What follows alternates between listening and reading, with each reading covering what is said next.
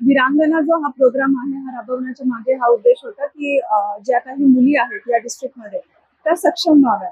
सक्षम not only physically but mentally, socially and financially.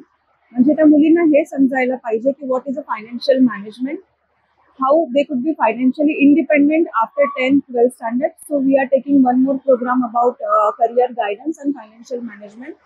आजकाल काय झालंय, seeing the present scenario where girls are feeling insecure about the environment, प्रशासन नेहमी त्यांच्यासाठी आहे, government is always there, police is always there, but नेहमी असं नाही होणार आहे की आम्ही त्यांच्या आजूबाजूला असू. तर आम्ही आहे, पण as a part of their mental and physical training, की आम्ही नसलो तरी दे शुड नॉट फील की we are not there. They should be सक्षम enough to protect themselves. That was the vision behind it and that's why we organise this Veerangana programme. Madam, 3 दिवसाचे शिबिर होतं, परंतु आता यानंतर वर्षभराचे कार्यक्रम वेगवेगळ्या विभागात, शिक्षण विभागाच्या शाळा महाविद्यालयात चालणार आहे. सो बेसिक आयडिया ही होती की वीरांगणामध्ये आम्हाला एकाच वेळेस सगळ्या मुलींना ट्रेन करायचं होतं जिल्ह्यातल्या. आणि या जिल्ह्यात अराउंड 2,21,000 मुली आहेत in a different classes up to post graduation. But we were not having that much of infrastructure to cover all the girls at a same time. तर फर्स्ट फेज मध्ये we decided to go ahead with whatever capacity we could arrange. तर first phase मध्ये we are targeting around 12,000 girls. In the next phase, we will target 50,000 girls and simultaneously we have trained trainers. तर हे trainer शाळेत जाऊन मुलांना train करतील.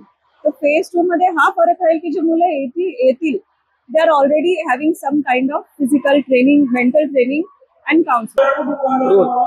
माझं नाव दिव्या अर्जुन उचाळे. मी जीएनएम सेकंड इयरची विद्यार्थी, Shri Bhausaheb Hire government medical college Dhule. वीरांगना म्हणजेच काय की एक स्वतः सक्षम असणारी स्त्री की जेणेकरून तिला कोणाच्याही आधाराची गरज नसलेली. याचा अर्थ आम्हाला इथे येऊन 3 दिवसांमध्ये समजला. म्हणजेच कसं, आम्हाला इथे मार्गदर्शन केल्यामुळे वीरांगणाचा अर्थ आम्हाला समजला. वीरांगना म्हणजेच काय, एक स्त्री समाजापासूनही लढू शकते व कोणत्याही फील्ड मध्ये देखील ती लढू शकते. म्हणजेच स्त्रीने कार्यक्षम राहणं किती महत्वाचं आहे हे इथे येऊन समजलं. सर्व गोष्टींचा अनुभव आम्हाला इथे येऊन मिळाला.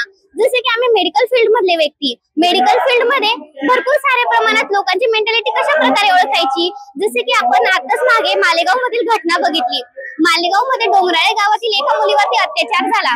या अत्याचारामधूनच समाजाला जागृती मिळवण्यासाठी इथे आम्हाला खूप सारे प्रयत्न करण्यात आले किंवा भरपूर सारे मार्गदर्शन मिळाले. हे मार्गदर्शन आम्हाला खूप सारे महत्वाचे होते. जसे की आपण बघतोच मेडिकल फील्ड मध्ये आम्ही इव्हिनिंग नाईट ड्युटीला जात असतो. या वेळेस आम्हाला भरपूर साऱ्या लोकांना हे तोंड द्यावं लागत असतं. यामध्ये आम्हाला लोकांचा गुड टच, बॅड टच कशा प्रकारे ओळखण्यात यावं किंवा मग एका स्त्रीने किंवा एका महिलेने सक्षम राहणं किती प्रकारे गरजेचं आहे.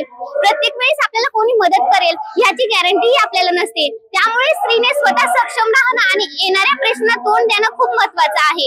हे 3 दिवसाच्या अनुभव मधून आम्हाला इथे येऊन खूप सारं असं शिकण्यात मिळालं आहे. त्यासाठी मी सर्वांचे धन्यवाद करते. लोकशाही मराठी ऐका, पहा, जागरूक रहा.